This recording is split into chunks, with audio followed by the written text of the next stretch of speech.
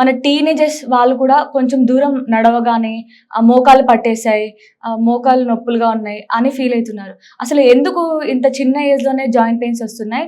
వీటిని క్యూర్ చేసుకోవడానికి ఏమైనా టిప్స్ చెప్తారా? Yeah!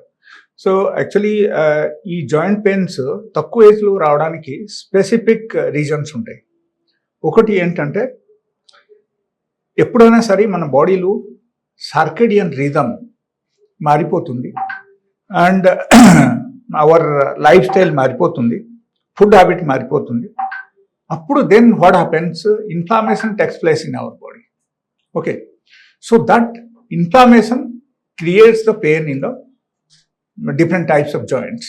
Okay, so basic reason మనం నార్మల్ భాషలో చెప్తే టాక్సిన్స్ ఎప్పుడైనా సరే మన బాడీలో ఎక్కువ అయిపోయిందంటే దానివల్ల ఏమవుతుందంటే మనకు జాయింట్ పెయిన్స్ రావడం 100 to 100% అవకాశం ఉంది.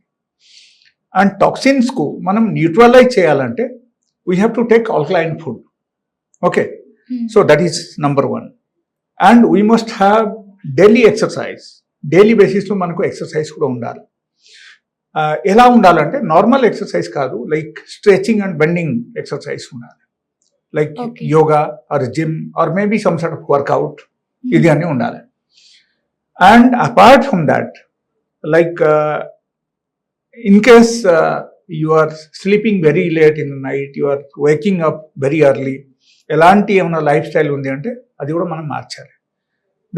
ద రీజన్ బిహైండ్ దట్ నేను ఎందుకు చెప్తున్నా అంటే, నైట్ టైంలో స్పెసిఫికలీ మన శరీరంలో, ప్రతి ఒక్కరి శరీరంలో కొన్ని హార్మోన్ సిక్రేషన్ జరుగుతుంది.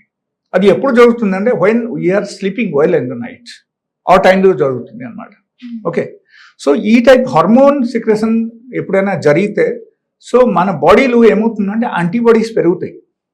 ఓకే, యాంటీబాడీస్ పెరగడానికి ఈ hormone secretion it's one of the basic reason అక్కడ. సో మనకు నిద్ర లేకపోతే కూడా మన బాడీలో ఇన్ఫ్లమేషన్ క్రియేట్ అవుతుంది.